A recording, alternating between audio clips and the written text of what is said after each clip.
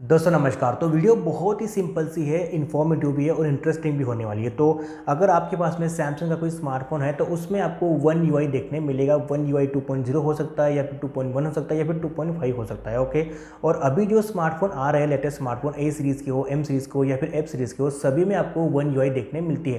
क्योंकि one UI बहुत ही simple है, स्मूथ है, क्लीन है, एड फ्री है और वन हैंडेड आप इसे यूज़ कर सकते हो, इसलिए इसका नाम जो है ना वन यूआई रखा गया है। तो ओके, तो ये अच्छी बात है, वन यूआई आपको सभी स्मार्टफोन में मिल रही है। तो वन यूआई के साथ में आपका जो एक्सपीरियंस होता है ना वो बहुत ही कमाल का हो जाता है। लेकिन बात करें इस वन यूआई की तो इसके दो वर्जन आपको देखने मिलते हैं। जो कि वन यूआई मेन होता है, जो कि रेगुलर जिसे आप बोल सकते हो, जो कि आपको ए सीरीज़ में और फ्लैगशिप लेवल में आपको देखने मिलता है। लेकिन और एक वर्जन है जो कि वन यूआई कोर, जो कि आपको एम सीरीज़ में देखने मिलता है। और अभी जो एफ सीरीज़ आई है सैमसंग की, उसमें भी आपको कोर ही देखने मिलता है, जो कि एम सीरीज़ के स्मार्टफोन ही रीब्रांड करके एफ सीरीज़ में बेचे जा रहे हैं। तो एम सीरीज़ और एफ सीरीज़ में आपको कोर देखने मिलेगा और जो ए सीरीज़ और फ्लैगशिप लेवल स्मार्टफोन उसमें आपको देखने मिलेगा वन यूआई मेन वाला, जो कि आप उसे रेगुलर भी बोल सकते हो। तो दोनों ही के बीच में क्या डिफरेंस है, आपके दिमाग में कभी ना कभी तो एक ख्याल आया होगा कि वन यूआई कोर और वन यूआई मेन में क्या डिफरेंस है एक्चुअल में। तो अगर आप भी जानना चाहते हो इस वीडियो को पूरा देखिए।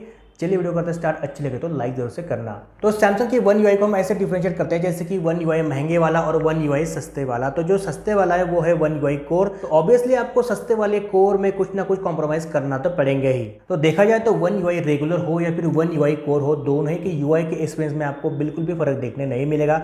अगर आप साइड बाय साइड अगर ए सीरीज और एम सीरीज के स्मार्टफोन को यूज करते हो तो दोनों ही का यूआई एक्सपीरियंस आपको सेम लगेगा, कुछ भी फर्क आपको देखने नहीं मिलेगा, क्योंकि सेम है, सच में सेम है। तो ऐसा नहीं कि ए सीरीज का जो वन यूआई है वो बहुत ही कमाल का है, बिल्कुल सुपर स्मूथ है, तेजी से भाग रहा है, और जो एम सीरीज का वन यूआई बहुत ही घटिया सा है, लैग कर रहा है, बिल्कुल थर्ड क्लास लेवल का। ऐसे कुछ भी नहीं है। वन यूआई तो वन यूआई होता है भाई, लेकिन जो डिफरेंस है वो आपको मैं बिल्कुल समझा दूँ क्या वो डिफरेंस है। ओके, तो डिफरेंस एक्चुअल में है क्या, वो है सपोर्ट का। तो सैमसंग ने जानबूझ के किया ये सब कुछ जो किया है। तो वन यूआई जो पहले था वो ए सीरीज़ में था, उसके बाद में फ्लैगशिप लेवल के स्मार्टफोन में भी था, उसके बाद में एम सीरीज़ को लाया गया और उसके बाद में इसीलिए सैमसंग ने वन यूआई का एक और वर्जन बनाया जो था वन यूआई कोर। तो जो कि जानबूझ के बनाया गया। भाई क्यों बनाया गया, क्योंकि जो ए सीरीज़ है ना वो ऑफलाइन बिकती है, बहुत महंगी बिकती है, बहुत ज़्यादा मार्जिन से बिकती है, बहुत पैसा ए सीरीज़ से कमा लेते हैं, वर्ल्ड वाइड ये लॉन्च होती है।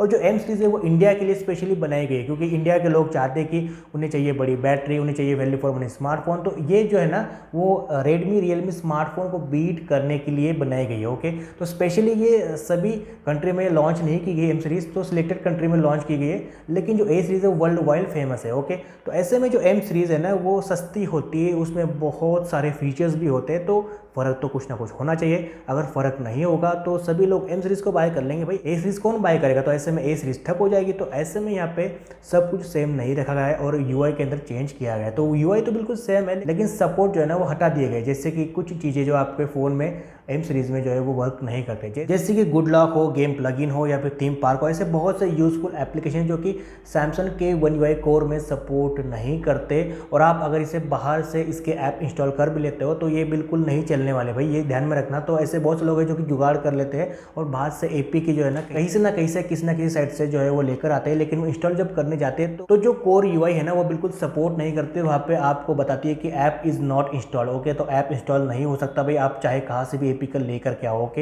ओके, तो इस तरह से यहाँ पे सैमसंग जो है वन यूआई कोर में ऐप को जो है सपोर्ट नहीं देता, और सैमसंग चाहे तो इसको सपोर्ट दे सकता है, इसमें चेंजेस कर सकता है, लेकिन सैमसंग को नहीं करना।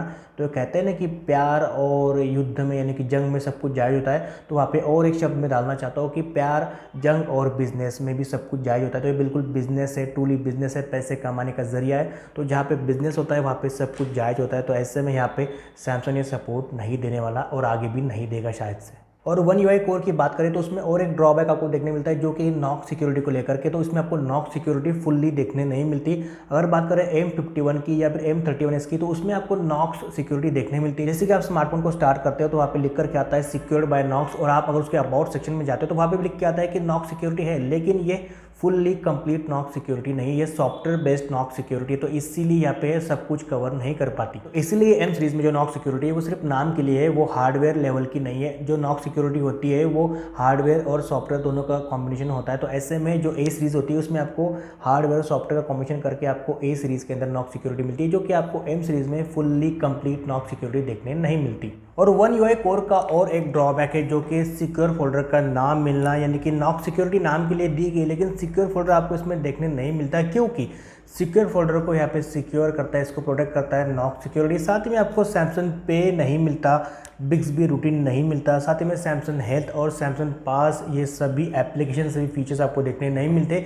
क्यों नहीं देखने मिलते? क्योंकि इन सभी को यहाँ पे प्रोटेक्ट करता है नॉक सिक्योरिटी, और नॉक सिक्योरिटी इसमें आपको कंप्लीट देखने नहीं मिलता। इसलिए यहाँ पे फिलहाल के लिए सैमसंग अपने One UI कोर में ये सभी फीचर्स को या फिर नॉक सिक्योरिटी को इंटीग्रेट नहीं करता। तो सैमसंग अगर चाहे तो कर सकता है One UI कोर के अंदर बदलाव करके जो यूजफुल फीचर्स है, जैसे कि सिक्योर फोल्डर हो या फिर सैमसंग पास, सैमसंग पे या फिर जो भी बिक्सबी रूटीन वगैरह जो भी फीचर्स जो कि ए सीरीज़ में सपोर्ट करते हैं, गुड लॉक हो या फिर थीम पार्क हो या फिर गेम प्लगइन हो, सब कुछ जो कि ए सीरीज़ के या फिर One UI के मेन वर्जन में सपोर्ट करते हैं, वो सब कुछ यहाँ पे One UI कोर में भी बदलाव करके सफल हो सकते हैं, उसमें चेंजेस करके उसमें सपोर्ट कर सकते हैं। लेकिन सैमसंग ने ऑलरेडी One UI जो मेन वर्जन था उसका एक नया वर्जन क्यों बनाया? क्योंकि वो एक अलग यूज़र बेस निर्माण कर सके, क्रिएट कर सके। जैसे कि ए सीरीज़ जो होती है वो ऑफलाइन होती है, उसमें बहुत ज़्यादा पैसा उन्हें मिलता है, जो कि स्टाइलिश होती है लुकिंग के हिसाब से, लेकिन उसमें फीचर्स बहुत कम होते हैं। लेकिन अगर एम सीरीज़ की बात करें तो वो ऑनलाइन होती है, लेकिन उसमें फीचर्स भर भर के आपको देखने मिलते हैं। लेकिन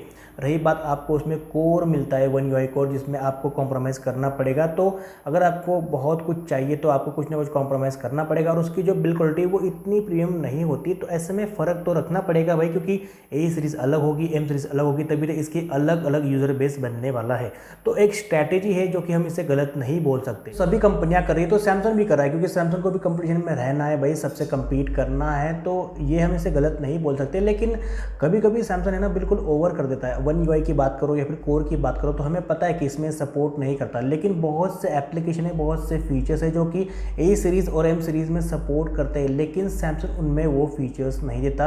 अगर बात करूँ मैं स्क्रीन रिकॉर्डिंग की, तो अगर M31 की बात करें तो वहाँ पे स्क्रीन रिकॉर्डिंग का कोई इशू है ही नहीं, लेकिन आपको उसमें स्क्रीन रिकॉर्डिंग इंटरनल देखने नहीं मिलती। और फिर कुछ 3 या 4 अपडेट के बाद में आपको ये फीचर जो है वो M31 में मिल जाएगा। तो इस तरह से होता है, ये स्टार्टिंग में नहीं देते, बाद में अपडेट के थ्रू देते हैं। और रही बात A50s की, इसमें आपको अपडेट के साथ में जो है वो सिंगल टेक का या फिर बहुत से कैमरा के फीचर्स देखने नहीं मिलते, जो कि अपडेट के थ्रू ए सीरीज़ में आ सकते हैं, लेकिन नए सीरीज़ के अंदर जो कि A51 है उसमें आपको देखने मिलते हैं। तो सैमसंग कहीं ना कहीं यहाँ पे जो है वो दोगलापन भी कर देता है भाई। तो जो न्यू फीचर्स है जो कि सपोर्टेड है आपके ओल्ड सीरीज़ के अंदर भी, तो सैमसंग को उसको देना चाहिए। लेकिन सैमसंग करता है कि नए सीरीज़ के अंदर बहुत ज़्यादा ध्यान देता है, नए सीरीज़ के अंदर नए नए फीचर्स को लॉन्च करता है, लेकिन 1 साल पुराने अपने स्मार्टफोन में वो फीचर्स नहीं देता, क्योंकि उनकी स्ट्रैटेजी होती है अगर वो पुराने स्मार्टफोन को वो फीचर्स प्रोवाइड नहीं कराता तो लोग फिर परेशान होकर के नए फ़ोन को लॉन्च होने के बाद में बाय करने की सोचते हैं, फिर उनके नए स्मार्टफोन में बहुत ज़्यादा तेज़ी से बिक जाते हैं। अगर बात करूँ मैं आपको एक एग्जांपल दूँ तो ऑल जी लाइफ की, जो कि आपको A51 और A71 में देखने मिलते हैं,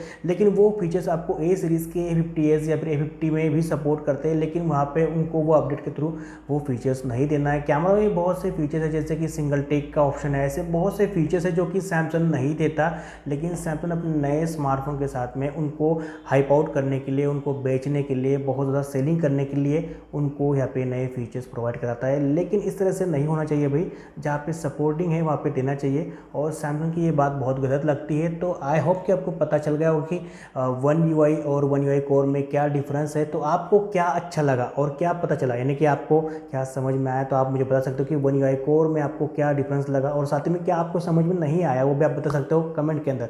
बस इतना आज के वीडियो में, मिलता हूँ मैं अगले वीडियो में। Bye bye.